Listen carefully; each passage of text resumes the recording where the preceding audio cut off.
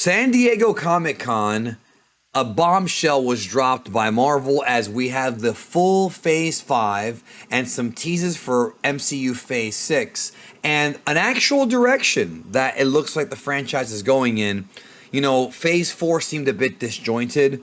It really seemed a bit unfocused, but now that we're seeing kind of the layout of what's planned, I think now might be a good time to go ahead and talk about what they're going to be doing now. So phases 4, 5, and 6 are going to be called the Multiverse Saga. And we're going to talk all about it today on this video. Joining me, he was here a couple years ago when we talked about Phase 4's first announcement. And now he's back to talk about all this new San Diego Comic-Con information and where the stories might go. Because there's a lot of different things they could do, and I'm excited.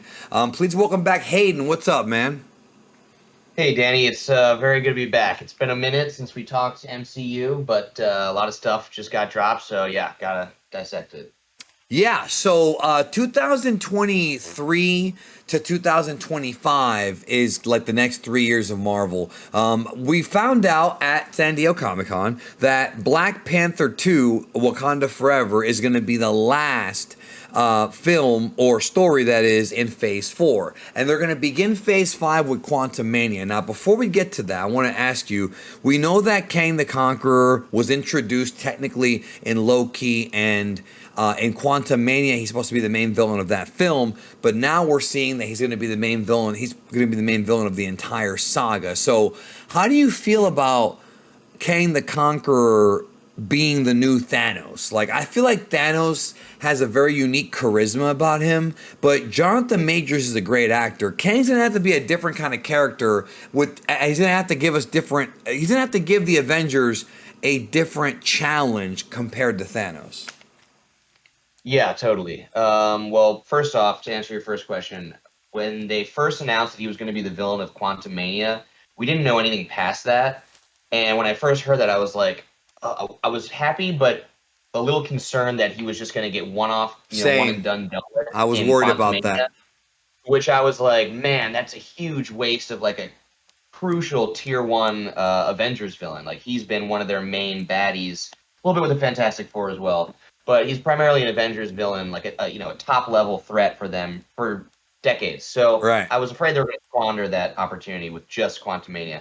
Plus, the AntMan movies, they tend to be a little unserious. You know, they're fine, but they're a little bit of the middle tier of Marvel movies for me. Like, I like them. I enjoyed them in the theater. The thing about I actually liked the first 2 Ant-Man movies a lot, but yeah, I feel like they don't have that much replayability. Like, they're fun, they're not bad to see, they're not boring, but I think they also I don't really have an urge to see them that much. But we're gonna kick off Phase 5 with Quantumania. Now, before we get to that, I want to ask you about the Wakanda Forever. What do you think? We know Namor's going to be in it, the Submariner, and we know that there's been a rumor. This is just a rumor that the mid or post credit scene of Black Panther will introduce Doctor Doom. And I feel like if you're going to be doing Secret Wars, which we found out they're going to be doing in 2025, you have to have Doctor Doom there, man. He must be there. So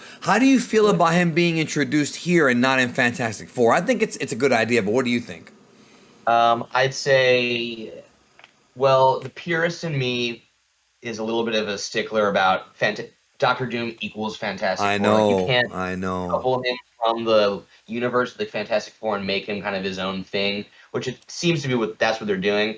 And I get it. Like, Fantastic Four they may want to give it a little more time, but they want to have Doom in the story. They want to give their Fantastic Four project a little more time to get fleshed out. Well, what they could do is just show Doom in the post credit scene of Wakanda, and then he's actually the villain of Fantastic Four. You know what I mean? Sort of like teasing the Fantastic Four. That too, maybe. So they don't need to devote a whole origin story segment to the Fantastic Four movie just to introduce Doom. And I think what they're going to do is give him some. Well, this is not confirmed at all, but there was a Howard Stern interview where he was on Hot Mic. It was like the post-interview show, and he realized he was recording, and he got he was caught recording saying, "Yeah, I just called up Robert Downey Jr. for some acting tips on this new Doctor Doom thing that's happening." So I don't think Howard Stern is going to be Doctor Doom, but he might be involved in the project in some way. So it sounds like he's getting either a solo series on Disney Plus or preferably a movie. Just I hopefully they don't, decompress it too much where you spend too much time spinning the wheels to get to the Secret Wars thing. I don't need too many solo projects clogging up the pipeline. I like, to wait.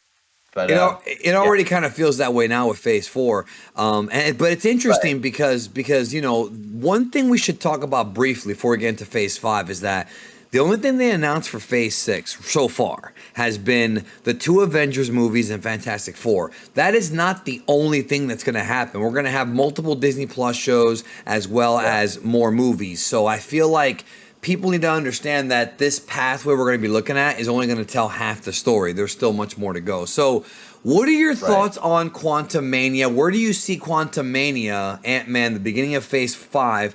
Where do you see that fitting in with this overarching story of Kang and the quantum realm? Like, how do you think that movie's going to go? Well, hopefully this is the introduction of Kang proper that we know him as fans to be. We've had He Who Remains and Loki, which was kind of like an Immortus type of homage. Like a He teaser. outside as the final iteration of Kang, preventing other Kangs from coming about. But now that he's dead, I'm hoping that we get the true, time traveling, some heavy machinations, heavy villainous ambitions version of Kang, and it will likely won't die in this movie, or he will. They might do the thing where they kill off Kang, but he keeps coming back with newer, stronger iterations. And that's the thing that I was going to say is that if Kang dies, that does not mean he's done, because Kang is one of those characters that has multiple variants across multiple timelines, and they could literally, if they wanted to, fill the MCU with multiple Kangs for the next 3 years if they wanted to. This is exactly what Kevin Feige said will happen. He was like, "We're excited because Kang is the overarching puppet master behind the next phase, and we're going to be seeing him play a lot of different Kangs over the next few years." And I was like, okay, well, immediately that's Immortus. We've already kind of got him. Maybe they're going to do a more true, like older Immortus. They're going to do Ramatut, the ancient pharaoh. The Egyptian. That's right. Yeah. Which I could see them doing maybe that here. Quantumania, it's tough to of the movies, it's tough to know what they're going to do with this one by the end of the plotline, what they're going to resolve. I'm just hoping that we get, the helmet, purple helmet, green robe Kang in this one, and we're not still kind of getting breadcrumbs for what will be.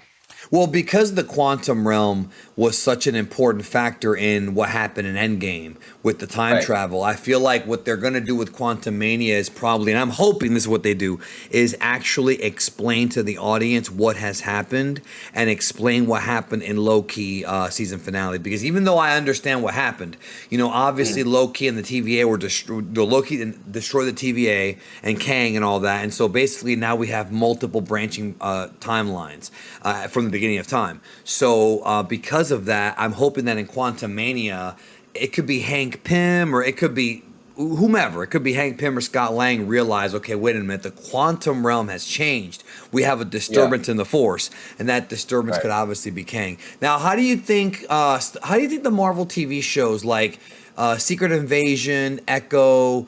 Obviously, Loki season 2 is going to be a big part. Let's hold that conversation off. But Secret Invasion, Echo, and Daredevil, and Ironheart, and Thunderbolts, those shows in particular, they feel like they're kind of linked. I think that there's going to be a side of the MCU that isn't swept up in the Kang thing. I think The street level. More like, a street level, and also things with S.H.I.E.L.D. going on and upheaval there.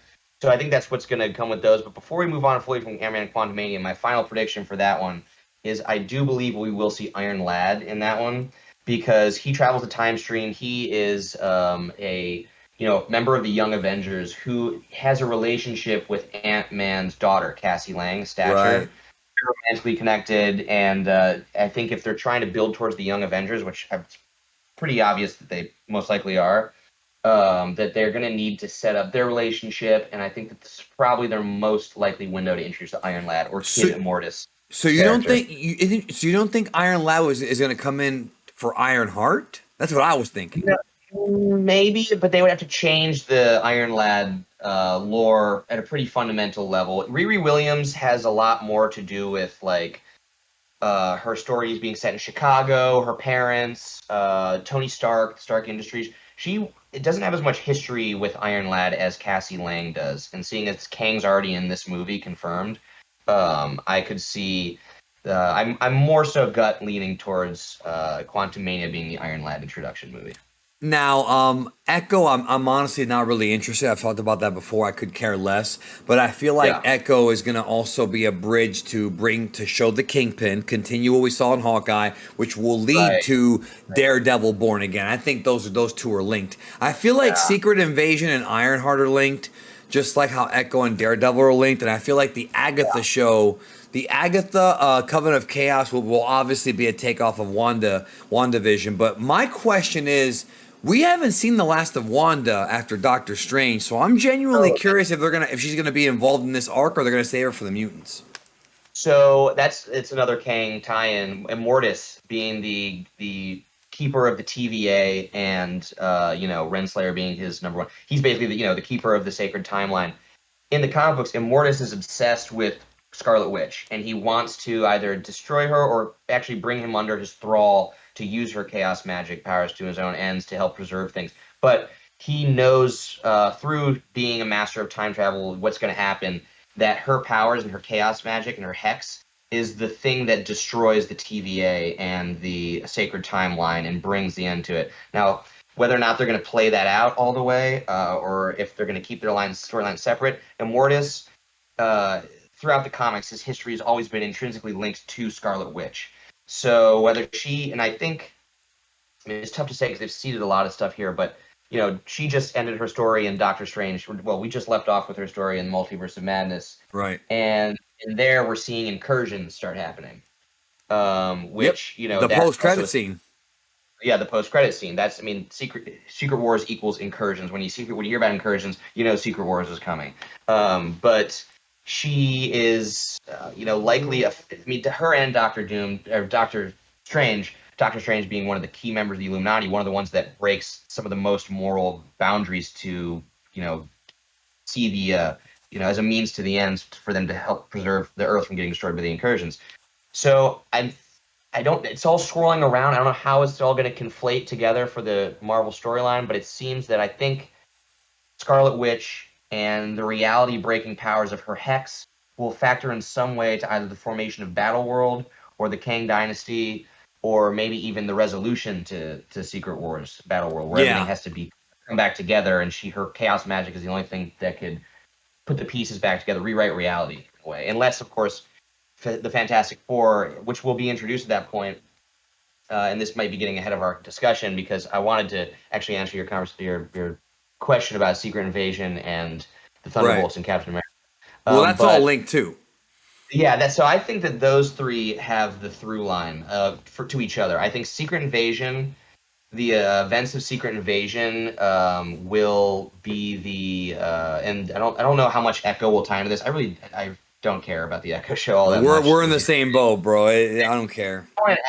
They just seem a little bit, like I said, clogging up the pipeline with too much solo hero material. But whatever, as long as it doesn't take away from the quality of the big projects. But so I think that Secret Invasion, if it tracks like it does in the comics, which it tends to, Secret Invasion is where we saw the Skrulls infiltrate, the government, the superhero world. Yeah, we saw that in the post-credit scene of what, Far From Home?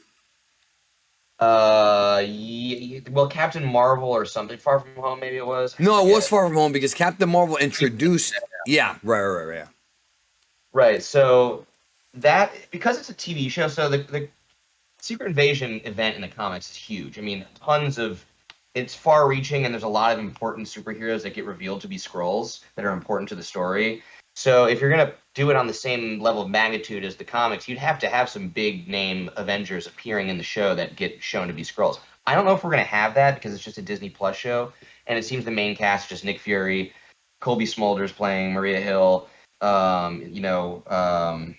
gosh, I forget the other Shield agent names, but it's going to be a show primarily like a Shield-based show where they're kind of going and figuring out who's the Skrull, who's not. Right. What I think will happen is that Shield Nick Fury and Maria Hill and them will lose their positions at Shield because they didn't intercept the Skrull invasion successfully, and that someone in a Norman Osborn-like position, who's in the comics, he's the director of the Thunderbolts in the comics at the time, but in the MCU, it's Contessa Valentina Allegra, the Julia Is that going to be Louis-Dreyfus. Thunderbolt Ross? No, he died. The actor William Hurt died. Oh, that's right. He did die. You're right. Yeah. And I love that actor. I know. He was awesome, and he was perfect as Thunderbolt Ross, so I really wish he was leading the Thunderbolts. But I think Contessa Valentina, Val, the Julia Louis-Dreyfus character, she is the de facto William Hurt, or the Thunderbolt Ross for the storyline going forward. And she's going to probably assume control of S.H.I.E.L.D. and have it be rebranded as Hammer, which is the kind of evil version of S.H.I.E.L.D. that takes over after Secret Invasion. And I hope Justin Hammer's going to be there for that. Oh, I mean, that'd be great. You know what? They should seize the opportunity to use that character's name. They need to, bro. They need to. Sam Rockwell. Sam Rockwell's awesome. One of my favorite actors. He's so good. I wish he was. But so I think that's what the New World Order in Captain America New World Order is alluding to, is the fact that after Secret Invasion, S.H.I.E.L.D. was basically, I mean, I know they've already been infiltrated by Hydra once, so they could play around with this format as to not repeat the same story twice. But, that is what brings in the era of the Dark Avengers, who just basically are the Thunderbolts, but reskinned to look like Avengers. So I don't know if they're going to go directly there now, but I think that's what they're eyeing for the Captain America political, S.H.I.E.L.D. and espionage kind of, the non-cosmic, non-time stream side of things is going to be this on Earth, the real world issue. Right, the street level stuff, the Earth stuff. Yeah, not even just the street level like crime stuff where you have like Daredevil and Spidey and stuff, but the kind of, the Captain America tier, the espionage, spy stories. Yeah. Now, and the Thunderbolts will be, I think, the team of super villains after that get their own movie. So now, Guardians 3, we know that that's going to be the end of the Guardians. We know it's going to be the last thing that James Gunn does for now, at least. Right. I expect some of them to die. Adam Warlock will probably be introduced there, and I have a feeling that Guardians 3 and the Marvels are both linked, because I have a feeling that they will both be linked. I could be wrong on that, but what I'm curious about going into Guardians 3 is the mid and post-credit scene teases from Eternals. We got Thane now. We've got the gods. I'm genuinely curious about how they're going to factor in not only to Guardians of the Galaxy, but also the Secret Wars at the in Phase 6. They must be planning something big for them, because they put so much emphasis on setting up the Eternals as new marquee characters. They thought they were going to give them the Guardians of the Galaxy level push. Right. To make them kind of the new, something that people can get into that they weren't exposed to before. But I think that they failed at that mostly. Right. The movie was not as fun as Guardians. Is what the problem? It was not as fun, and people didn't take to it as much. And it's kind of, it's revered as not a huge, I think, hit like Guardians was. So I don't know if that caused them to recalibrate their plans with the Eternals, or if they're going to try to still put them over and devote more, capital and time to making them work, when it seems like, I don't know, the movie itself didn't have the same vibe to me as even a lot of MCU projects. I don't even know how you insert those characters into other films. It actually felt more like a Snyder movie at times. You know what I mean? It did. The sepia camera filter and the kind of epic scope that it tried to capture with every shot. I think that your hunch about the Marvels being linked to Guardians 3 is probably pretty accurate, because that's all Kree-based superpowers that they have. Yep. Secret Invasion too. Secret Invasion, exactly. So Secret Invasion as well. That could seriously factor in. In fact, I wouldn't be surprised if Captain Marvel appeared in the Secret Invasion TV show in some capacity, because she's linked to the Skrulls. Yeah, and she's close to Sam or to Nick Fury. Now, Loki season 2, I feel like all they have to do with Loki season 2, in my opinion, is I think that's the opportunity for them to fully flesh out what's going on with the time stream, and to once again bring Kang back. I feel like if you have Kang as one of the villains of Quantumania, he might get beaten, and then another Kang is the villain of Loki season 2. Like, I feel like Loki season 2 Because of all the Marvel shows that we've seen so far in Disney Plus, Loki is to me is the most important one, and it's my favorite because literally the entire story of Phase 5, as far as the Kang saga goes, is starting right here with the Loki show. So it's a very important show to watch. That one I think is a can't miss show, and I feel like season 2 they have to keep that momentum going by continuing to tell the Kang story. That's what I think they're going to do with it. Yeah, I think if we're going to see him appear multiple times, as Feige said, Loki season 2 has got to be one of them. Quantumania, Loki season 2, and then obviously the Kang Dynasty, and maybe a few more in between there. You don't want to overuse him, but Right. yeah, Loki season 2 is hugely important to the MCU. I don't think anyone was anticipating Loki season 1 to be quite so Same. crucial to the fabric of the whole MCU now. I mean, it really kicked things off in terms of where we're at now. Yeah. So, So how do you feel about Loki season 2 and Guardians? Because I feel like with Guardians, I have a weird feeling that while Guardians may introduce some new things like Adam Warlock, I think that's going to be more of a finality because they're going to end the Guardian story. it definitely So will be, yeah. yeah, I think It I'm depends not. what characters stick It might around. be somewhat of a standalone in some ways. I think it might be. I don't think that. I think he wants to, spend time with those characters. He's more interested in just, enjoying the time spent with those characters, wrapping up their story on a emotional and emotionally fulfilling note, and not get too wrapped up in continuity, setting things up, sequel, planting seeds for sequels. Right. I think that though, because at the end, by the end of it, there's going to be some heroes that probably don't shuffle off the MCU forever. I know Bautista said he doesn't want to continue after this movie, so he'll probably die He'll probably in this die. movie. Probably kill Drax, some sort of sacrifice. Raccoon, I wish he would stay. I mean, it's just voice acting. If we could get Bradley Cooper to keep doing it, that'd be great. He's great. And Groot, I mean, he just Vin Groot's Diesel, like a I am Groot. mascot, bro. I don't think he's going anywhere. I think Star Lord survives and keeps Groot with him. That's my guess. Right, right. I hope Star Lord survives. I hope we continue to see more of him. But I think that still they're gonna want to continue the cosmic side of the MCU like they have been. They want to keep that realm going so they can have story space there. So I think hopefully if all the things that they've been kind of not hinting at, but people have been speculating for a while, is that this is where they finally pass the baton to the Nova Corps. That's true. The Nova Corps is something they've been teasing for a while. I almost forgot about that. Like the new kind of center piece of the cosmic MCU.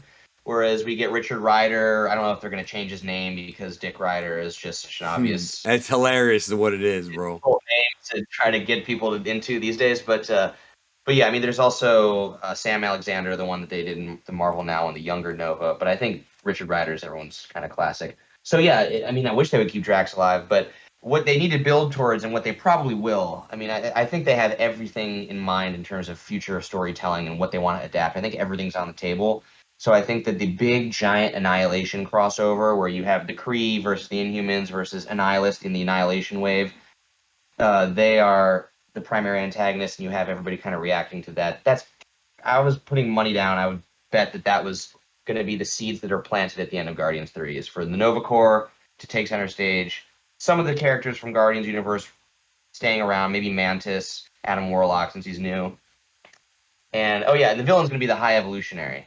So that's cool. He's kind of a quirky villain. We'll probably get a lot of weird humanimal, like half-breed mutant things. James Gunn, man. James Gunn's good at that kind of shit. Weird stuff with the High Evolutionary. He'll probably be kind of a silly villain.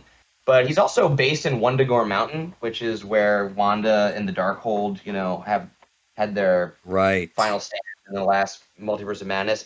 It seems like they're probably going to not link that location to the High Evolutionary in this one, just because it brings it back to Earth. It's like kind of a magic-tinged mountain. They probably want to keep that with Wanda and Doctor Strange and not kind of cross streams there. But anyway, High Evolutionary, I think, like you said, it'll lend itself to the James Gunn-isms quite well. Now, Fantastic Four. Let's talk about Phase 6 real quick. So that was supposed to be the end of Phase 4, and they moved it to Phase 6 for, I don't know why, probably because the director left. The thing is about Fantastic Four is I think people who don't understand the history of that comic line aren't going to understand how important they are. Like, that was the first real successful Stan Lee team. Comic for decades. Yeah, that was the number one seller. better than X-Men, better than Spider-Man. Still in the Silver Age, but Yeah, still back in that the was day. that was And a big one. So it also introduced a hell of a lot of characters in Fantastic Four.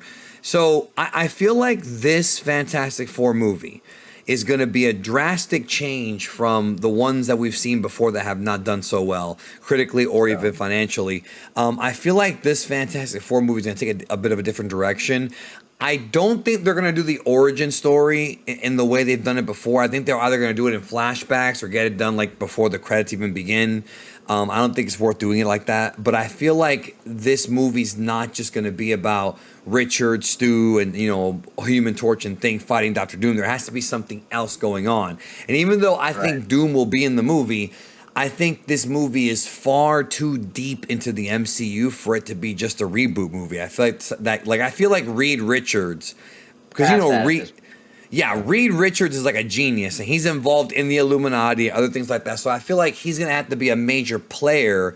I think this whole timeline issue that they're having right now with Kang, I think Reed might be the one to actually figure out how to resolve it. And if they really want to get nutty, they could have Franklin Richards be the one to actually resolve it. But now we're going into mutant territory, which that's a Right, that's what I was saying right when we started the conversation. I was like, well, also if they do Franklin Richards, then he could put it all back, but I don't want to get there yet. But yeah, so that spoiler alert is what I think that this new reimagined Fantastic Four needs to be.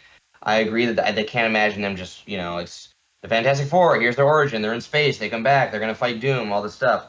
And I also don't think that they can go and do the think tank for young geniuses, and they're all like young. They're like the really kind of teenage version of the they gotta Fantastic be Four. more, yeah, because they gotta be more experienced.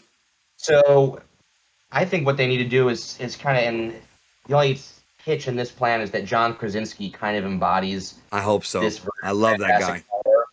And I don't think they're going to cast him again. I really hope they do, but I don't think they're going to.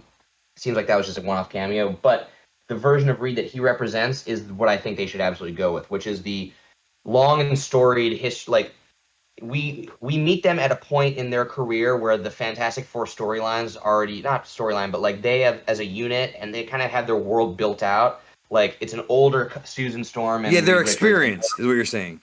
Yeah, they have two kids. They have Valeria Richards and Franklin Richards, and they already have the Future Foundation think tank for young minds, which has young aspiring heroes like the Power Pack that are kind of more sciency, and Dragon Man, the like giant egghead dragon android that lives in the Baxter Building. Like once the reason Jonathan Hickman, who is the architect for like the past years of Marvel movies, I mean they pretty much crib from his body of work heavily for these things, which I think they will for Secret Wars also. We'll get to that. The Fantastic Four movies, if they want to mimic the success of the comics, which were amazing by Jonathan Hickman, like they started his epic Avengers saga. It's what led to Secret Wars. He made his bones on that Fantastic Four book, really writing like a high concept sci-fi. I don't want to reference Rick and Morty because it wasn't crass like Rick and Morty. It was a very sophisticated. But Rick and Morty, kind of borrowed a lot of concepts from that. It's like a satire. And it satired a lot, and so. That there's just so many interesting elements to that version of the Fantastic Four that people aren't familiar with, and that's kind of what made all of that run work. Was this really big family feel? There's a lot of characters that all really deeply care about each other. They have a lot of heart. That's the thing that I think that those movies tried to get across, but the middle iteration, the Fan Four Stick, didn't at all. But the original 2005 and I actually like ones, those films a lot, bro. The '05 one, I like the whole 5 one a lot. If Marvel is really good at doing this, they kind of do with the Spider-Man movies. They hone in on the aesthetic that worked for whatever property they're trying to adapt, and accentuate that version of the character to the best of their abilities on screen, and pay homage to the comics and their roots and the visual style that they came from. So like with Fantastic Four, you got to lean into the kind of retro futuristic The quirky 70s cheese sci-fi, yeah. side, but not too cheesy. Make it sleek, but make it fun and kind of Right. bright. Yeah. Make it kind of like there's some heart, and you can tell they're all still like a family, or at least a group of people that really like each other and they care and they have each other's backs. And that it's kind of pop sci-fi. It's got some kind of Buck Rogers-y stuff going on to it, but also you have Reed Richards as this complex, very cerebral, very capable individual that tackles some of the most daunting problems that any hero does in MCU. He has to, tackle these big issues like, systemic issues that he has to figure out that don't involve just punching it. Yeah, and he's Or, got to work with Dr. Banner. Like, I want to see that scene. It's too bad that Tony's gone, but I want to see the scene with Dr. Bruce Banner and Reed Richards working together, putting their minds together. I really want to see that on the big screen. I want to see Spider-Man be a legit friends with the Fantastic Four because he is in the comics super close with them. Right. And he's been a member of the team several times. They teamed up a lot. He's like the uncle to their kids, like Spider-Man is and She-Hulk as well. They're very closely linked to the Fantastic Four. So that'd be great to see some of that. But yeah, Fantastic Four, honestly, personally, for all these, that's my most anticipated movie because I want to see them get it right. And if they do get it right, it could be huge for the characters. It will reboot their, it will reboot the image of them in people's minds away from the kind of stale, like corny understanding of them that a lot of people have or impression they have. And if they get it right, it could be amazing for the future of the MCU. It could add a whole nother pillar, a whole other staple franchise to the Marvel Cinematic Universe for years to come that they could really, alongside the X-Men, rest the shoulders of the whole universe on. So that one... Before we get to the Avengers, I want to ask you a couple things. First of all, two things. How do you feel about the mutants? Because I feel like they're holding off on that till Phase 6 or maybe even Phase 7. And that's number one. And number two, how do you feel about Galactus being a potential future villain, maybe after Kang? Okay, so the mutants, if that is real and that rumored, if that rumor does pan out and that's how they introduce them, it sounds like... It's got to be from an alternate universe. They have to come. I feel like they have to come from an alternate timeline or universe. So if they're gonna do the X-Men and just boom introduce the X-Men and stuff, okay. So if they aren't gonna do the thing where the mutants are a new genetic phenomenon and they're just now all starting to crop up and that's how we're getting them. It was some result of the snap or something or Scarlet Witch. Yeah, or something Kang does or something. Yeah. Something Kang does where they all start trickling in, that is doable. Otherwise, yeah, you would need them from an alternate universe. But you're right. How do you reconcile the likes of Deadpool and, if they reuse, like the Evan Peters reference, or the Evan Peters Quicksilver in WandaVision? It's got to be from another universe. They have to, in other words, I think they should 100%. And also, don't forget Charles Xavier in Multiverse of Madness. I feel like they're going to have to they're going to do what they did with Spider-Man. The Fox X-Men films are an alternate universe within the MCU. They're going to have to retcon that. You know what I mean? I think that they do. And if this is the multiverse saga, this is kind of the... they can do anything now. This is the most seamless way to slip them in, probably. I was thinking that WandaVision, back when we were watching that, was going to be the, kind of a reverse House of M type thing. Me too. Where she wills them into existence with her powers.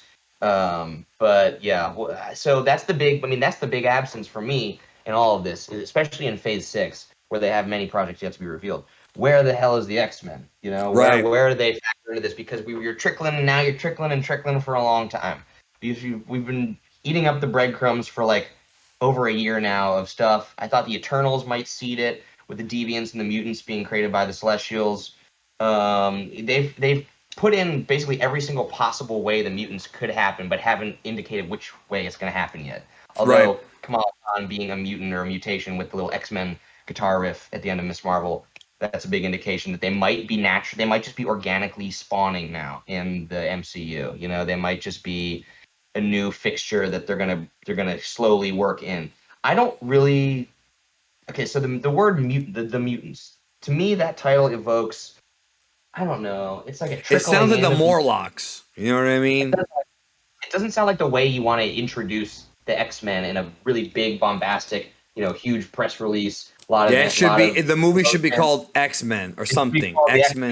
X-Men Rebirth or some shit. Right. Just the mutants. It sounds like exactly.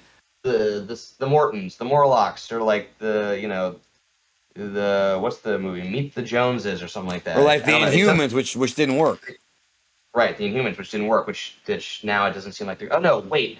I did see a leak recently. I can't remember. That said Black Bolt and the Inhumans will be featuring in an upcoming movie. They could be in Secret Wars. Right. Well, it should be. He should be a member of the Illuminati. I mean, he's just such a powerful character. I wish that he would stick around. But anyway, Yeah. so yeah, So, there's the big question mark in here. Are they going to be yeah. part of Secret Wars? Are they really holding off on them so that after the multiverse saga, we get into the X-Men saga, that could be a possibility, but I'm ready to see where they're going to factor in, definitely. So let's talk a little bit about the Avengers, Kang Dynasty and Secret War. So I could be wrong, but I don't think this is going to be a part one, part two like what they did with Infinity War and Endgame. I think that the Kang Dynasty is going to probably be the end of the Kang storyline. I think that the Kang the Conqueror will be beaten at the end of that film. And I feel like that's going to bridge into the Beyonders and Secret Wars. Now, I could be wrong about that, but I think it could be a situation where, like, they beat Kang, right? But the repercussions of what he's done is still a problem, and that naturally bleeds into Secret Wars.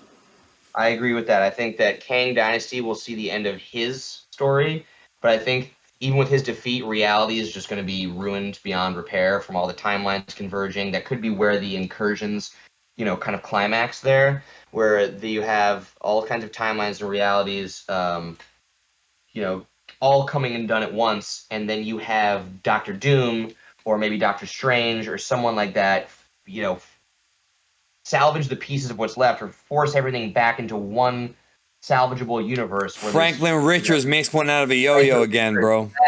Richards, and man, that's why I hope that the Fantastic Four are pertinent to the plot of Secret Wars, because it's just such a classic Doom versus Reed rivalry story. Right.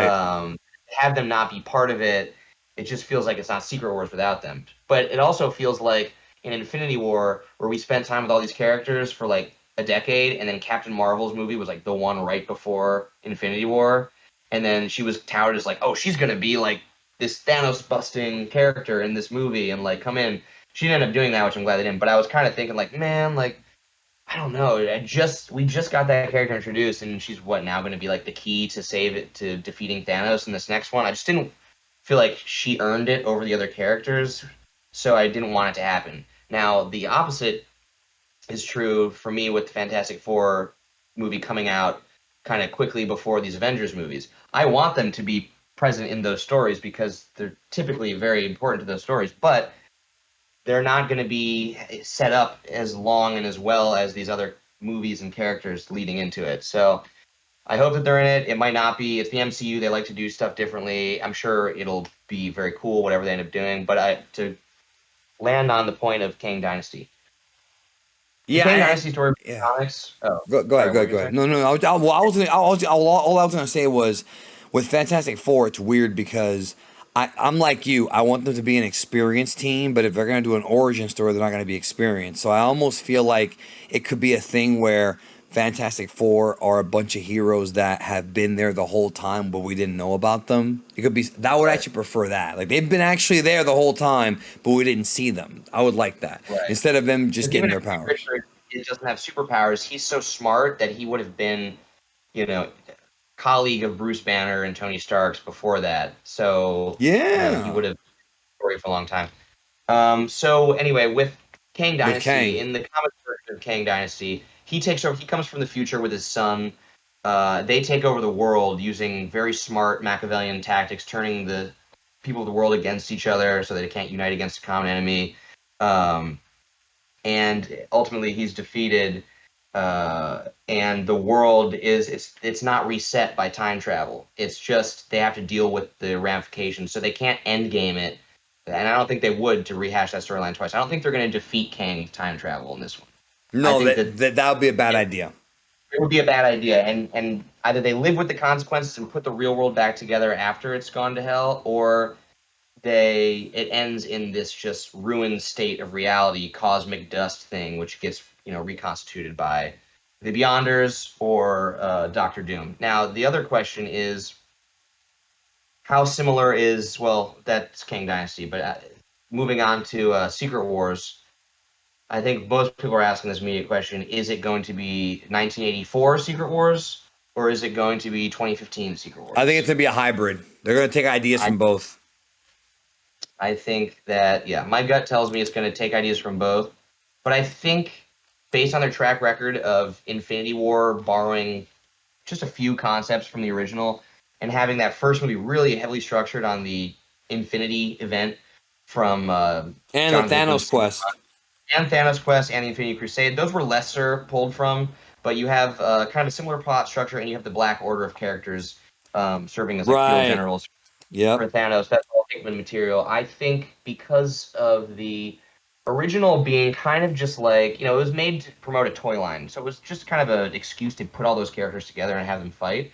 So you have the Beyonder. He whisks everyone away to Battle World. It's an alien galactic or an alien gladiator world where there's weapons and alien races and stuff on there, and the villains and heroes are just kind of,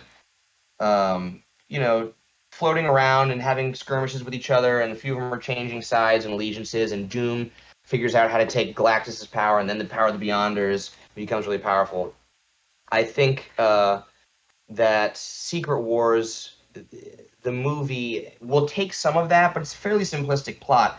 The 2015 Secret Wars had that kind of Game of Thrones. There's like factions led by different villains that have their own like houses and kingdoms, which is very interesting. There's the Thor Corps, which is like the police force. If they do that, they're gonna have to do a really big job of setting all that up in Phase 6. You know what I mean? It's so steeped in continuity and relies on so much continuity to make that happen.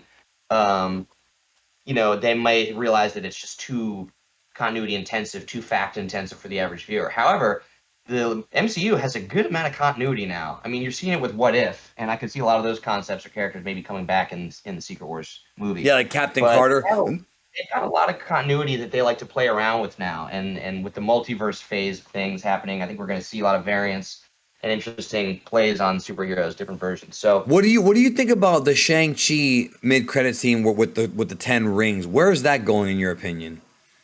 well, the Ten Rings wasn't that? Didn't they reappear in the Miss Marvel show just now as I haven't seen it being yet. related? Gotcha. Yeah, I haven't finished it either, but I've been kept abreast of the spoilers and stuff. Yeah, the Ten Rings are revisited in that show as being possibly of alien origin Right. and possibly related to her bangle that she gets in that show, like her power bracelet. They could be of Kree origin, which could be explored. But it's a good point that you bring Shang-Chi up because you don't really see any Shang-Chi in here. Yeah, there's no. Like, He's just gonna pop back up in Secret Wars. Like, you know what I mean? he'll probably pop back up in like a Secret Invasion, or maybe like Or maybe a cameo in She-Hulk, because him and Bruce was at the end of Shang-Chi. Maybe a cameo. Right. Yeah, no, I would love to see him. They need to find an opportunity to put him in because that movie was so good. So unfortunately, it was like right during the heat of the early part of the pandemic. So they don't. I mean, I'm sure they've got their numbers or how well it did on Disney Plus, but that movie, kind of got robbed. It was like the best Phase 4. It was the best Phase 4 movie until No Way Home. Right. It was definitely. I totally agree with that. And it was a fun origin story. I hope they don't. I hope that was one of the final origin stories we see for a hero, but they did it well. And it's tough to see when he's going to come in. He'll surely be on whatever new Avengers team that they reform, Right. which is going to have a whole new slate of heroes. It's going to look a lot like that. It's funny because Marvel Comics did this a few years ago, right after Secret Wars, actually in 2015, where they shuffled off their main characters for a while, and put in their stand-ins. Your Ironhearts and your Lady Thor, the Mighty Thor, Jane Foster. Right. And people did not take to it very well. It was kind of a sales slump for Marvel. It was a period of experimentation for them that I think was, not huge in terms of success or sales. So they've reintroduced the main characters. But it's funny to see that they now, after that was kind of a failed experiment, they've kind of forced to do that at the movies now because the actors are retiring. There's no real workaround for the actors reaching the end of their roles. So they have to have faith that they can successfully establish these new characters, which is why you see them replacing the Avengers on the Disney Plus landing page when you log into the app. They promote the new characters and stuff. So whatever Avengers lineup we see for these movies, it's going to be radically different. It's going to be without Cap and Tony, it's already different. It's hugely different, and I really hope that. Oh, they said that Cap has that one movie on his. Yeah, Chris Evans has one movie, I think. Yeah. Yeah, right. My God, I hope it's Secret Wars, man. It could either be that or he could have a cameo. I was thinking it might be a New World Order as old Cap. You know, the old Cap looks like Joe Biden. Yeah, right, exactly. He does look a lot like Joe Biden. That's so funny. And that's probably another more likely place for him. Being old Cap and just, because he still exists in the world. He's just old. He'd be watching what's going on, giving his thoughts. For all we know, maybe, Sam goes to visit him and they have a conversation about being Captain America. You never know. That'd be great. Be nice to show that continuity and the fact they're still remembering that this character is important and still exists in the world, so you can consult with him on certain things. But yeah. I mean, that's. I think the slate is pretty easy to map out if you know some of the stuff going on with the comics. It's just how they're going to do their MCU spin. Obviously, there's a few projects we didn't talk about because they probably don't matter as much, but I think like Blade. I feel like it's going to be a reintroduction of that character, and it'll follow up with the Black Knight tease in Eternals. But I don't see that being like I think he'll probably be in Secret Wars, but I don't see them continuing with that. Maybe he'll be in Thunderbolts. I don't know, or maybe in Daredevil. I mean, who knows? We didn't talk about enough because we might be running out of time for it, but it's interesting to see which characters now, because they're setting up a lot of Gen 2 heroes right now. But I don't think all of them are going to make it to the Avengers team. I think some of them are actually going to end up on the Thunderbolts. Right. Kind of like rivals to the Avengers. I think that Black Widow 2, Yelena Belova, I think she's probably headed to the Thunderbolts. We know that Baron Zemo is going to be on there because he is synonymous with the team. He was the leader of it back in their original run. You have U.S. Agent. Oh, that's right. U.S. Agent's still out there. He'll probably be in New World Order, but he's definitely going to be the Captain America on the Thunderbolts. And I really think they're going to announce Dark Avengers spinning out of the Thunderbolts, or maybe just make the plot line of the Thunderbolts movie, have them be this kind of like, Hammer promoted and sponsored and sanctioned Avengers team that pertain. Yeah, they're good guys, but they're kind of dicks, kind of thing, right? Right, and they're dressed as the superheroes in their looks, but they behave differently and they have slightly different looks. So yeah, Thunderbolts is. I'm looking forward to that one.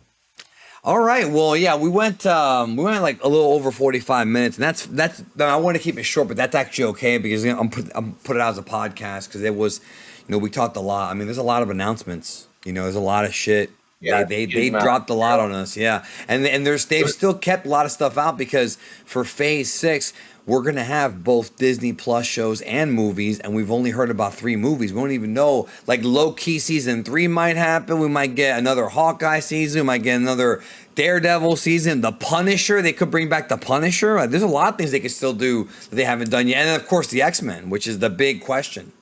That's the big one for sure. I feel like Phase 6 is going to be the X-Men reveal phase. Either that or Phase 7, because it's not going to be Phase 5. Exactly, yeah. And what about the return of Spider-Man? Spider-Man could come back in Fantastic Four, but I mean, like, they're definitely going to bring back Tobey and Andrew for Secret Wars. They have to. They gotta. I wonder if he's going to get the symbiote suit in Secret Wars. Just like and then they can do the black costume saga the right way. Right, exactly, the right way. And it's such a retro callback. I feel like no one would be expecting them to actually keep it like it was in the comics because it was kind of separated from his. They kind of retconned it to be Venom, but at first it was just a black suit that he finds in Battle World. Yeah. And then they kind of, the symbiote suit. But in this they could, David McElhaney and Tom McFarlane, I think it was. Yeah, I have all those comics, bro. That's my favorite era of Spider-Man, the '80s. That's my favorite era. Same. McElhaney and Roy Thomas. Eric Larson too. He was there. Eric Larson run when he was doing the art is honestly to me just as good as Todd McFarlane. I agree. Eric Larson's artwork of Carnage is like insane. Yeah, that's sick. He's one that gave Venom the crazy long tongue, with all the and the slimy the green ooze coming off of him. Yep. And that's my favorite Venom look. All right, man. Well, thanks for stopping by. I'm sure we'll have more to talk about as time goes by with these shows. I've still got to watch Moon Knight and Miss Marvel because I am behind on them. I'm not really invested too much in those, but I'm gonna assume that Moon Knight. Do you think Moon Knight might be a Thunderbolt? I don't know because they said that was like a really self-contained show, and I don't know if they're gonna be able to book Oscar Isaac for a ton of stuff because he's such an in-demand actor. Right. But I really hope he's on the Thunderbolts or something. Moon Knight's one of my favorite characters, and I remember talking to you about our Maybe he kind should of. be in Daredevil. Oh, he absolutely should. Anything on that gritty street level because he wasn't doing that so much in his own series. It's more of a spiritual journey that show, but he is at the end of the day just like an Iron Fist type ass kicking like back alley dumpster. Like he's beating the guy with the crowbar and stuff. He's that street level hero. I think the Right. show didn't like that.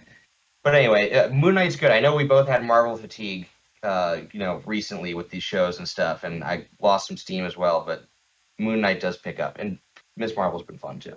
Yeah, I'm So sure. yeah, And hopefully these shows, because I am looking for a Secret Invasion. Echo, like we talked about, not so much. The ones I'm looking forward to the most as far as Disney Plus shows is probably Secret Invasion, Loki, and Daredevil. Those are my top three as far as what I'm yeah, really invested in. Like those are, I'm not gonna miss a single episode of those when they come out. Everything absolutely. else can kind of wait, honestly. I mean, with Echo, I might watch that depending on what's going on in my life at the time because there's other things that happen in life that get in the way sometimes of us watching these things. Yeah, Daredevil, excuse me, Daredevil Born Again is going to be 18 episodes. Yep, 18 episodes, and they have already confirmed, Vincent D'Onofrio and Charlie Cox. That's gonna be Yeah, awesome, bro. one of They the best. can't, they better not screw that up. I hope not. They've handled it very well historically. The Daredevil material, season 2 is okay, but it's been quite good. And obviously, he's still alive after the Hawkeye show. You never see him They get gotta do killed or some of anything. that, Daredevil, some of that awesome Daredevil, Frank Miller stuff against Yeah, like well, against the hand and shit. season 3 of the show does adapt Born Again, the classic Frank Miller storyline that kind of like re-entered Daredevil into the public conscious. But I think there's definitely material that they can pull from with that. They have to, and She-Hulk's probably going to be in that show too. Yeah, So because they're both lawyers. So, all right. Well, thanks again, man. Of course, leave your comments down below. We talked for almost an hour about this, and I'm sure we'll talk about it more. Thanks again. Have a great day. See you soon.